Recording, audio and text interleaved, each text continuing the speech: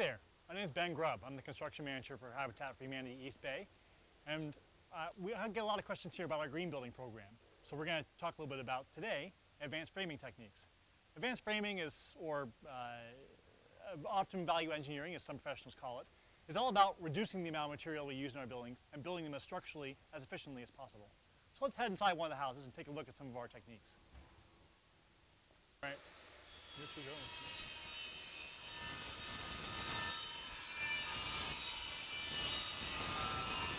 Advanced framing is all about reducing the amount of material we use in our house. And for framing, that's lumber. And we do that in a number of different ways, but the most obvious way has to do with the studs. Studs are the vertical members in the house, and they serve a bunch of different functions. They're the main structural members, so they're holding the house structurally together. They also serve as a way for us to attach the exterior siding and the interior drywall and the other finishes onto the home. So we can't do away with studs entirely. What we can do is try and reduce the number that we use. We do it for a couple different reasons. One is just to reduce the amount of lumber that we use. We can reduce actually up to 30% of the wood in the house, which saves us a lot of money, and the families a lot of money when they move in. But it also reduces the amount of conventional lumber we're using, and we don't have to chop down as many trees. It also lets us stuff a bunch more insulation in the walls, which makes for more energy efficient houses. But basically what we've done with the studs is we can't get away with them entirely, but we can reduce the number. And we do that by taking the spacing, which in traditional framing is 60 inches apart, which is about yay far, and expanding it to 24 inches or 2 feet apart, so about there. Now the obvious question there is about the structure of the building and whether it's just as strong, and it is, and I'll tell you why. What we've done is we basically stacked all the vertical members in the house. So in a two-story house like this, you've got a first-story stud, you've got your floor joist on top of that, your second-story stud, and then your roof truss on top of that. And what that does is it makes all the vertical loads, all the way the building travels in vertical lines, all the way down to the concrete foundation, so the house is plenty strong. And that's the way we've been able to reduce the number of studs that we have in the walls. Next, we're going to talk about windows. Windows are essentially a giant hole in your wall. So traditionally, there's a lot of extra lumber that goes around those holes to support them and make sure they're structurally strong, including extra studs around them, small piece of lumber called cripples below, lots of extra lumber. So we try and reduce that as much as we can. We do them in a couple different ways. One is that we place the windows so that they match up with the spacing of our studs. You can see that the vertical members, these studs behind me, are all spaced 2 feet apart. And so the window's been placed to fit between those as opposed to across them where we have to create even more studs and lumber around it to support it. So that's one thing. The second thing has to do with the headers. Now a header basically goes above the window. It's a big structural member. And what it does is support the weight from the building above so it doesn't sag over time and crack the window. In traditional framing, the way I learned it, you would have a piece of lumber that's a 4x12 or even a 4x16 in some places that was a big chunk of tree that you basically are jamming in there to support the weight above. But we're trying to get away from using those big hunks of conventional lumber. So we've done, basically the major thing we've done is move that header on the second story above the wall. So we call it top plate. So we move the header above the top plate. In this particular case, that's because the header is now in the attic space and we can insulate that header, right? If the header is down here, we're going to have lots of heat pouring out through that wood. But if we put it up in the attic, then we can insulate around it and we can stop that heat loss. So it makes for a more energy efficient space. Also, we can make our windows a little bit bigger by getting rid of that header. Now when you get to corners, there are lots of different ways you can try and reduce the amount of lumber we're using in that corner.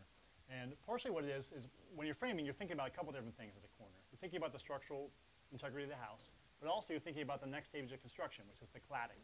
On the inside of the house, for us, that's drywall, right? So you want to have space to nail that drywall to. So a regular corner in traditional framing will look something like this model, where you have 3 studs all in a row, right? That's this wall here. And that basically what that does is when you have a wall coming in perpendicularly to it, that wall butts in like that, right? So you have space here along this stud here to nail on your panel of drywall. Now that's 3 studs in the corner. That's a lot of wood. So we're trying to reduce the amount of wood there.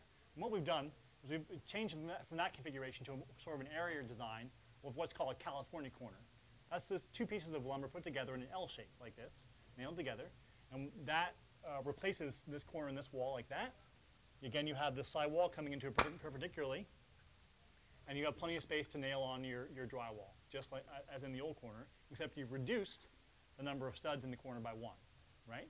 Now, that may not seem like a lot, But over the course of an 8-home development like this, that's about 120 or 130 studs. It's a quarter ton of lumber. It makes a big difference. Now we're going to talk briefly about the trusses and the roof system. There are two things that we do having to do with the roof system that are part of our green building program. The first has to do with these prefabricated trusses. These are pretty common in the building industry. I want to point out the fact that they are actually a green building element, because what we've done is basically take this pre-built truss, which is a big wooden triangle joined with metal plates, and we've used it to replace what we call a stick frame roof, which is basically built piece by piece, and it would be things like a giant 2x12 ceiling joist going all the way across the house, and a 2x8 roof rafter holding up the roof above. So you have these big pieces of conventional lumber, which we managed to get rid of by using these prefabricated trusses.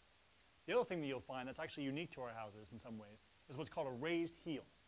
The heel is the part of the truss that comes down over top of the wall. And in a traditional truss, the bottom cord, which is this bottom part, and the top cord, which is the piece of wood that's angled up near the top of the roof, they would meet in a big triangle right on top of the wall here. So what we've done is basically spread those apart. And the reason is this. It has to do with insulation. When you insulate a house, your insulation could be 11 or 12 inches deep. It's pretty thick. So it comes over here in the corner, and then if it's in a triangle, it gets squished over in the corner. It reduces the amount of air inside the insulation, and therefore makes it not insulate. So you have lots and lots of heat escaping from above and below through that corner in your roof. We're trying to get rid of that. So by spreading the bottom and top cords and raising this heel up, we've made plenty of space. You can see there's about 18 inches or so. We've made plenty of space to put that insulation into. And so you're not going to be losing that heat out the corner of your roof. It makes a big difference in the houses. So there's a big split in the materials we use in part of our framing too. The big divider being between conventional and engineered lumber. Engineered lumber is basically, instead of using giant conventional trees, you're using chips and glue and preservatives put together. What it lets you do is you can use recycled wood, which we use for a lot of our projects, or wood made from fast-growing renewable tree farms. So the most obvious place to look at here is here in our floor system, where we have a engineered floor joist. This replaces a giant 2x12 or a 2x10 made from a big tree, and instead replaces it with a chipboard webbing with some laminated cords, top and bottom. It's as strong, if not stronger, than a conventional piece of wood, way straighter and easier to put in, and also made from a more renewable resource. Same thing goes for our big parallel strand lumber structural beams that run in different parts of the house carrying the heavier loads. We can use this all over the house, including the exterior cladding, and it's been a big deal for us in terms of reducing the amount of conventional lumber we're using in our homes. The benefits of advanced framing are clear. We reduce the amount of lumber we use in our houses and save ourselves and the family lots of money, as well as obviously using and chopping down far less trees. And also we make way more room for insulation in the walls and make much more energy efficient houses. That being said, what we're doing here is not the be-all and end-all of advanced framing. There are lots of ways that we're trying to expand our program, from single top plates to using drywall clips to ladder blocking the walls, and even trying to reduce the size of the exterior plywood in our houses. So there's lots of places to grow and to learn, and we'd like to see you out here. So we're always looking for passionate volunteers, experienced or not, so come on out and see for yourself.